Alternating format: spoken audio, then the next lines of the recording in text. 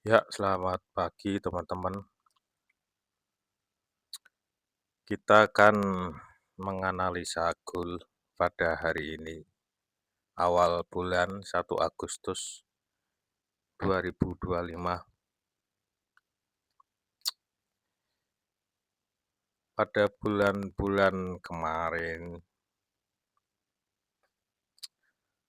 kemarin berhasil ditutup dengan candle merah tipis. Ya, saya kira bulan Juni kemarin akan hijau, ternyata enggak, masih merah, cuman tipis. Kalau di per minggunya masih menyentuh middle band.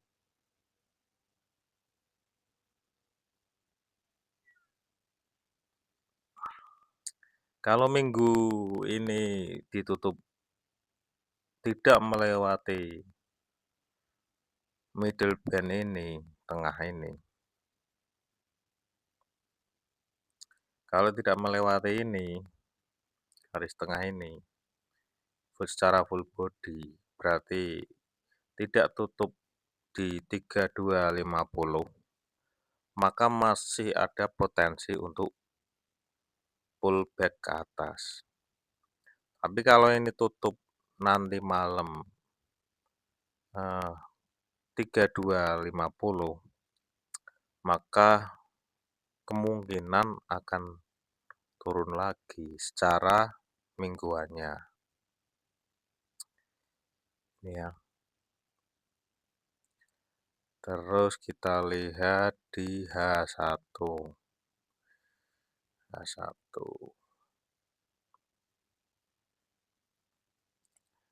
Di H1 belum kuat membuat momentum ke bawah, hanya menyentuh sedikit. Tergantung nanti malam itu bisa tutup ke atas enggak. Kalau sampai nggak bisa tutup ke atas, waduh, emas mungkin telah kehilangan sinarnya, guys.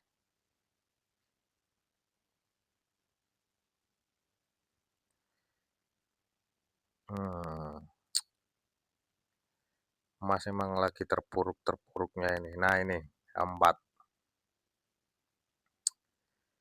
Secara di H4 itu ini kan kemarin saat news FOMC sama pengumuman ketenagakerjaan Amerika itu kan turun sangat kuat hingga membentuk momentum sell di H4. Kemudian naik menyentuh middle band lalu turun lagi. Kalau ini nanti tidak mampu membuat momentum ke bawah, malah rejeksi ke atas, menyentuh middle band lagi, berarti bullish itu masih ada harapan. Itu kalau nanti itu H4 ini secara H4 tidak membuat momentum ke bawah.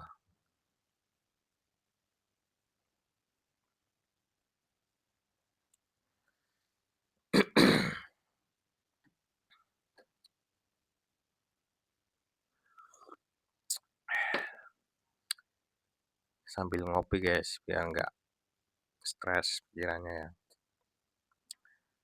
Secara dia satu, kita lihat ini masih harga masih terkompres ya. Turun, naik, turun, naik, turun, naik, turun sampai tidak mampu turun membuat momentum secara kuat dan masih naik. Ini kemungkinan kalau nanti siang bisa tutup di area ini.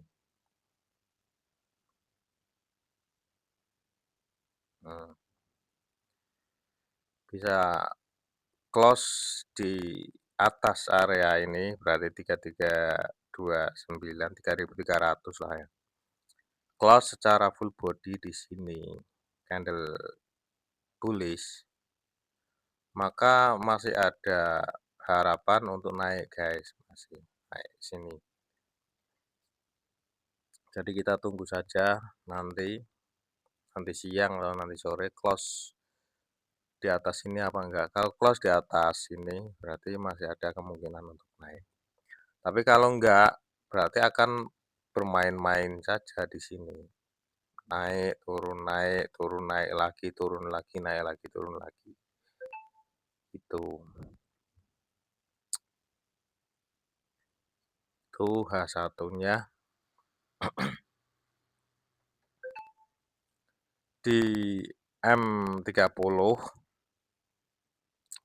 ini masih membuat momentum sell.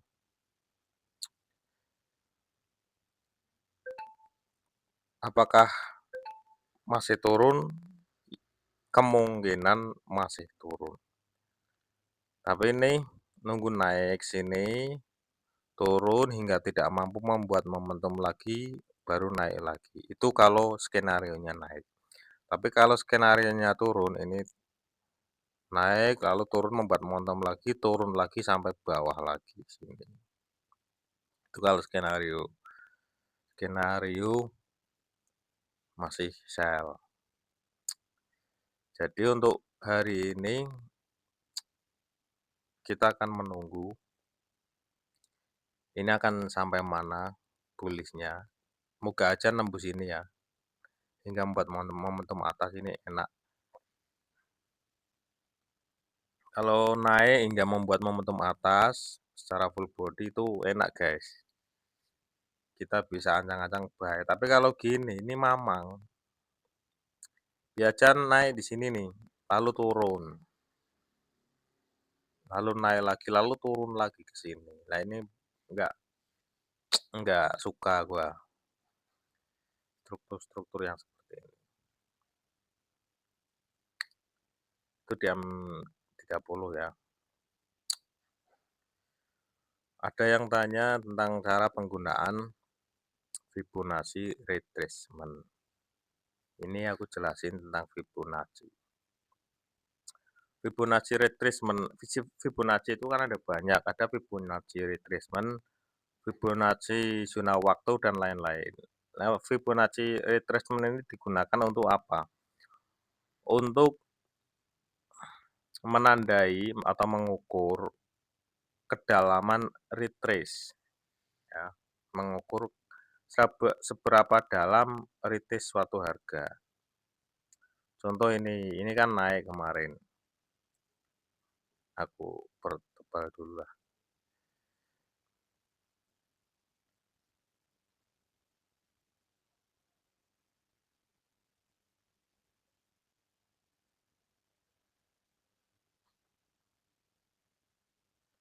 Nah, ini kemarin kan naik.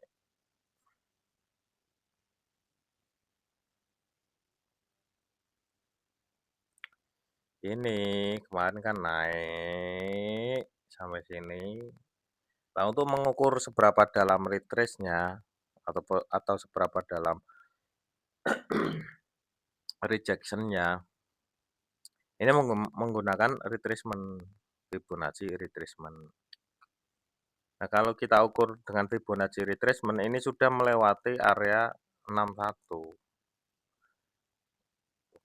Udah sangat dalam. Kalau ini turun lagi sampai paling dalam eh, segini guys. Bentar. Nah, ini paling dalam. Retrace paling dalam. Kalau melewati ini berarti masih sangat kuat sekali sellernya. Ini pun udah nembus ini. Lalu pullback ke atas.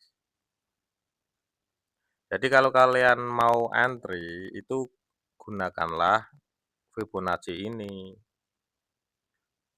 Jadi misal nih kamu memprediksi akan naik. Ini naik tapi kan turun dulu. Kamu kan nggak tahu seberapa dalam turunnya. Untuk mengukur itu, maka gunakan retracement. Carilah golden ratio, di mana di area ini 50 dan 61 ini. Ini area golden ratio namanya. Aku tandai pakai itu aja wis, biar paham. Nah, area ini tuh area golden ratio. Hmm. Jadi kalau kalian mau entry buy, jangan langsung entry buy. Kalian perhatikan area golden ratio di Fibonacci. Misal kamu entry di sini, ya. Kalian juga harus melihat area demand-nya yang di sini. Jadi kalau Fibonya tidak pas sama area demand, maka kamu harus apa namanya, lebih dipaskan di area demand-nya. Nah inilah. Karena secara Fibonya itu pasnya di sini, secara demand-nya pasnya di sini. Meskipun Fibonya agak naikkan dikit. Jadi patokannya jangan Fibo saja, tapi kita harus paham area demand-nya juga. Ini area demand-nya, area base. TP-nya di mana, Bang? Kalau mau buy. TP-nya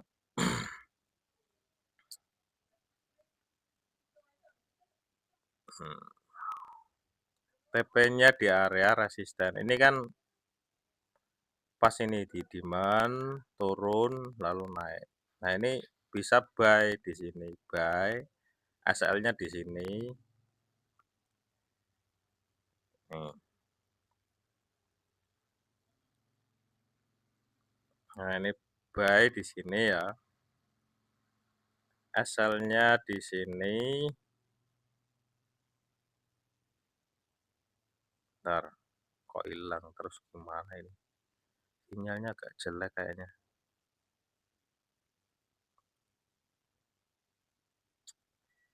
Malah gini.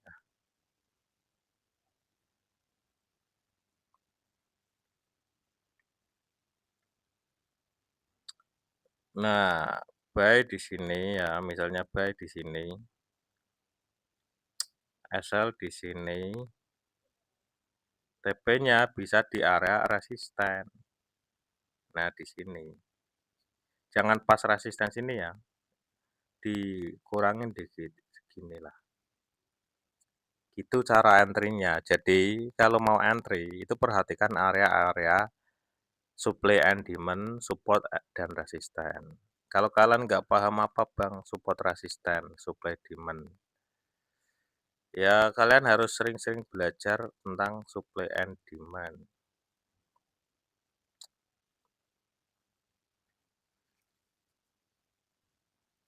Ini sinyal agak bangke ini, muter-muter mulu dari tadi.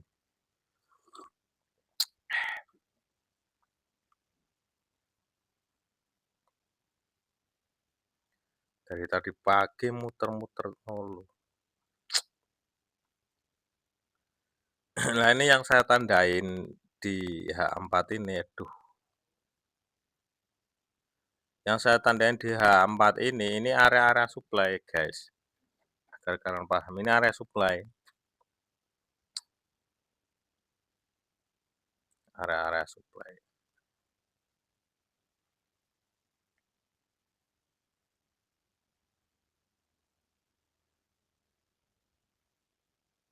Ini supply, ini supply, ini supply.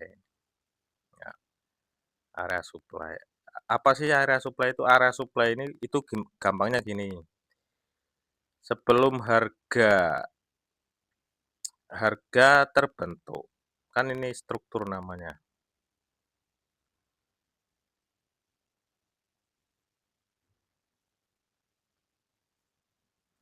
Kan ini naik ya, terus, sideways sebentar, lalu boom turun. Nah, area sebelum impulsif ini, itulah yang disebut area supply. Ini kan impulsif. Impulsif itu apa? Impulsif itu pergerakan yang sangat signifikan, mau ke atas mau ke turun itu namanya impulsif. Ini kan sideways, terus langsung drop drop lagi. Lah, ini yang disebut area supply. Ini area supply sama seperti ini. Ini naik ya, langsung drop drop drop sampai bawah. Lah, ini yang disebut area supply. Jadi area-area supply ini yang saya tandain ini adalah area-area supply kuat, yang masih segar lah, belum kesentuh.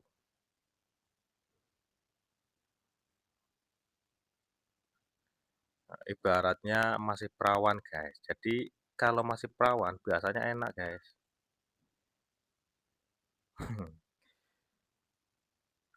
Karena kalau belum tahu tertembus itu biasanya naik, ini kan belum ini belum kesentuh. Kalau belum kesentuh itu biasanya mantul, guys. Mantul dulu, naik langsung mantul. Beda kalau udah pernah kesentuh, itu bisa langsung jebol, ya. Market juga gitu. Ini area-area fresh semua, area supply yang belum kesentuh, masih perawan semua. Dan kalau kesentuh ini akan membuat pantulan, mantul, lalu kesentuh kesentuh kesentuh lagi, jebol lagi, mantul lagi, itu. Tapi ada memang beberapa kasus yang langsung jebol, berarti kan rudalnya sangat kuat, itu ya. Itu yang disebut area supply and demand. Jadi area supply and demand adalah suatu area di mana sebelum pergerakan impulsif, area di mana harga itu bergerak sebelum sebelum harga bergerak secara impulsif, seperti yang sudah saya jelaskan.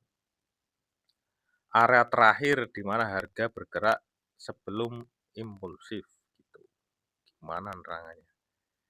Ya pokoknya gitulah, kalau yang udah paham tahu. Nah, terus support resisten itu apa? Support resisten itu area tertinggi dan terendah suatu harga. Contoh misal ini di H4, area resistennya ini. Nah, ini tertingginya. Area supportnya mana? Ini area supportnya. Nah, ini area support.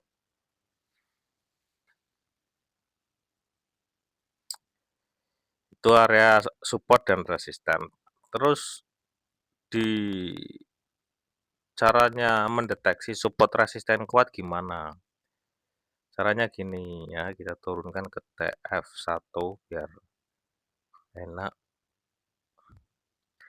Support resisten yang kuat itu biasanya support resisten yang sering memantulkan harga. Contoh misal ini. Nah, ini kuat, guys. Kenapa saya katakan ini kuat? Karena di area ini sering terjadi pantulan-pantulan harga. Hmm, ini ya, kita backtest dulu. Ini kan mantul, mantul, mantul lagi, mantul lagi, mantul lagi, ya kan? Banyak, guys, pantulan-pantulan. Ya nggak selalu mantul terus, tapi selalu banyak yang nah ini juga mantul lagi, ya kan? Nah, ini namanya area support dan resisten kuat. Jadi kalian tandai sendiri aja mana area-area support resisten kuat yang terjadi pantulan banyak di situ. Apalagi di situ pas area supply and demand. Nah, itu kuat sekali. Saya tandain area support resisten yang pas sama supply and demand. Ini,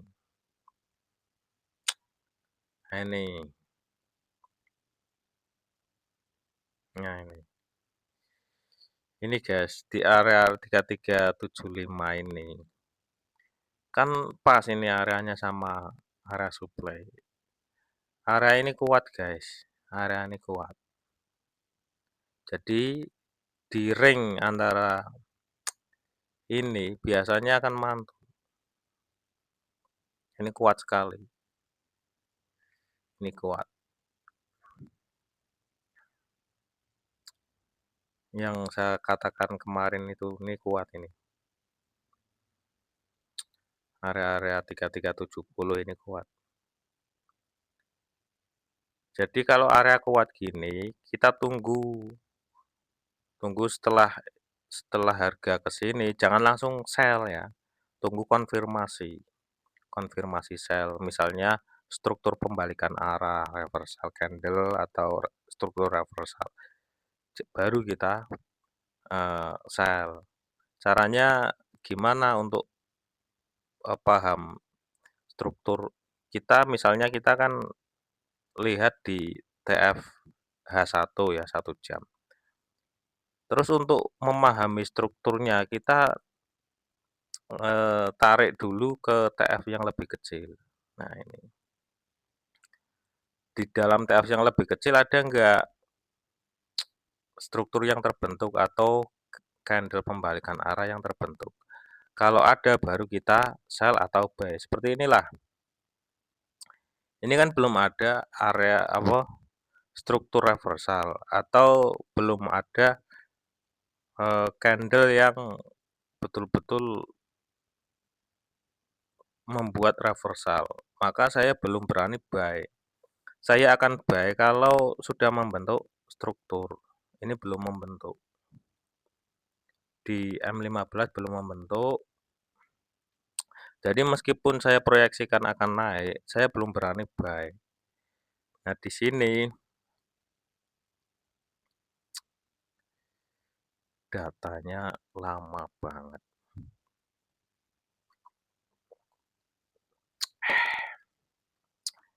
Sambil minum kopi, guys, biar nggak ngantuk. Di sini juga di M5 nggak ada tanda-tanda pembalikan, belum ada. Ini malah masih membentuk BOS, break of structure. Nah, ini break of structure, masih membentuk BOS. High validnya di mana? High validnya di sini, guys. Ini high valid namanya. Jadi kalau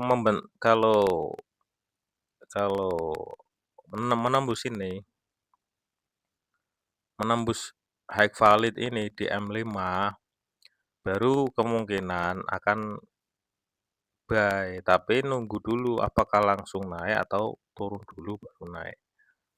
Ini kalau melewati ini namanya CHOCS, change of character. Ini bos, kalau melewati ini, ini namanya CHOCS.